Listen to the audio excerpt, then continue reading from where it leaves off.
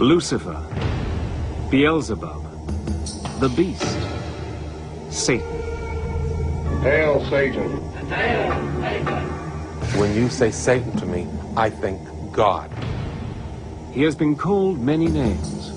He has taken many strange and different forms. The idea of God's evil enemy has been around for thousands of years. And it's still as powerful as ever. Evil is real, and it must be opposed.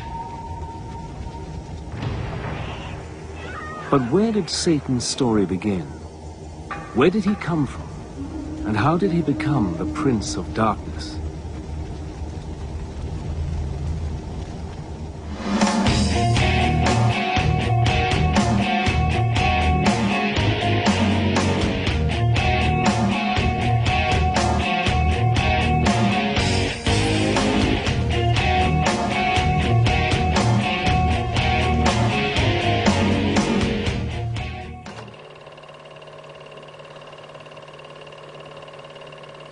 More than 3,000 years ago, in the deserts and pasture lands of the Middle East, unknown hands wrote the earliest chapters of the Hebrew Bible. If the devil had a birthplace, surely it was here, somewhere in the book known to Christians as the Old Testament. In the oldest books of the Bible, a character called Satan does appear, but he's nothing like the Satan we imagine. When we read the Old Testament, we find that from time to time there is this strange dark figure who pops up called the Satan. The word the Satan is actually a title. The word means the accuser. And to begin with, it seems that the Satan is one of the angels or attendants in the heavenly court. One of God's servants who, in a sense, had to do some of the dirty work. This Satan has no power of his own. He does only what God tells him. Nor is he a horrible creature with horns and a tail. There's no kind of prince of darkness, somebody who's standing opposite to God. Throughout most of the text, there's no concept at all of an evil force. One of Satan's earliest appearances is as an angel in the book of Job. In one of the best-known stories in the Bible, Satan argues that Job, one of God's most loyal servants, is only pious because he has a good life. God agrees that Satan can test Job by inflicting on him all kinds of diseases and calamities. In the end, in spite of dreadful sufferings, Job continues to worship God, and Satan loses the argument. The Satan who makes Job's life a misery isn't a demon or even a bad angel. And he doesn't live in hell.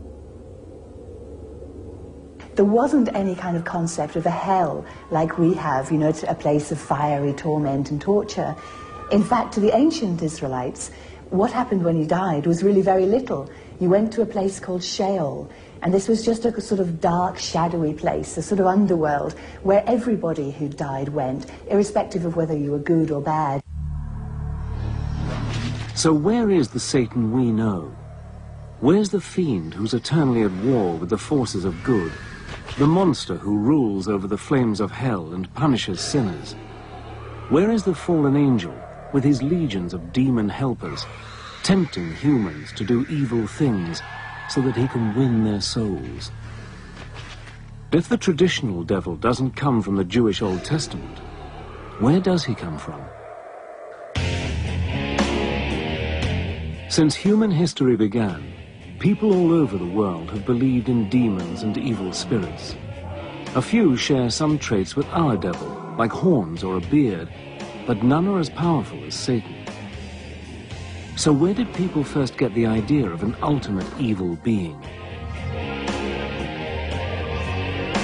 3,500 years ago, in ancient Persia, where Syria, Iraq and Iran are now, there were many gods, good and evil, until one man, a religious teacher called Zoroaster, reduced the whole complicated cast of characters to two. Zoroaster is a revolutionary, primarily because he in one sense, personifies these ethical categories into a good god, Ahura Mazda, and a bad god, Ahriman. And this is an extremely potent idea, and one which forms the basis for later conceptions of dualistic thought. In other words, the separation between good and evil. The good god is the all-knowing Ahura Mazda, the god of light and order. The evil god is Ahriman, god of chaos, darkness, and lies. In Zoroaster's teachings, the universe is a battlefield between the gods of good and evil, and every person on earth must take sides. After death, good people are rewarded in heaven, while sinners are punished in a dark and gloomy hell. It is one of those ultimate, rather attractive kinds of dualism, that this life is a struggle between good and evil, therefore choose good, between light and darkness, therefore choose light.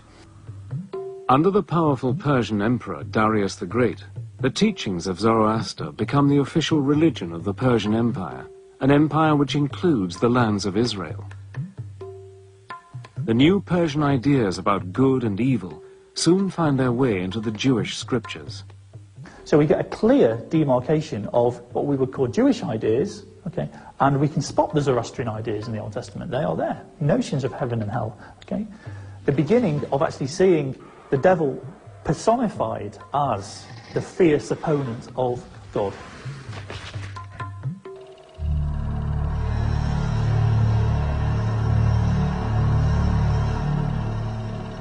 As the Persian Empire in turn is defeated by Alexander the Great, Greek culture comes to ancient Israel. The Greeks introduce a huge cast of gods and goddesses, including one who will shape our image of Satan for centuries. Hades has a black face or black beard. He sits on a throne, often made of ebony, and he wields a two-pronged fork, not for prodding sinners, but for blasting things to bits. To the classical Greeks, the underworld was ruled by Hades, who was the god of the dead. He was one of the Olympian gods, but he seems to have spent most of his time in this dark, shadowy underworld, which is also called Hades.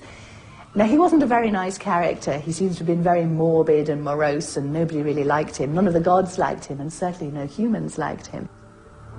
Hades wasn't very likable, but he wasn't evil either. In fact, the ancient Greeks see Hades as a god of justice.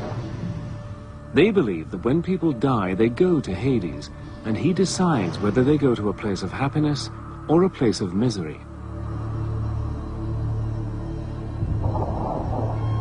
As ruler of the world underground, Hades is also the god of wealth and abundance.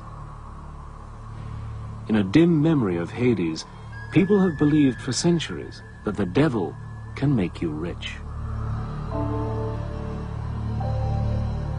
As well as the brooding character of Hades, the Greeks give the world another familiar ingredient of the devil's story.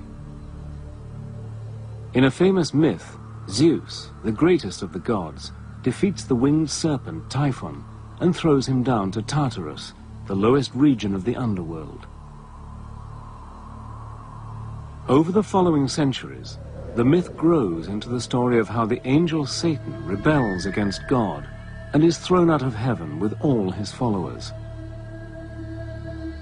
Satan's allies, the fallen angels, become his legion of demons.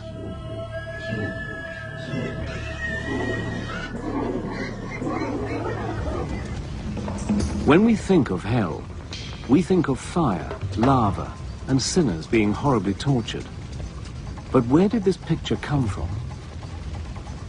The underworld of Hades doesn't have fire, but ancient Jerusalem does. When we read the Gospels, we come upon Jesus warning people that there is this dangerous fate that might await them, and it's called Gehenna, which was the old smouldering rubbish heap in ancient Jerusalem. And because of the sting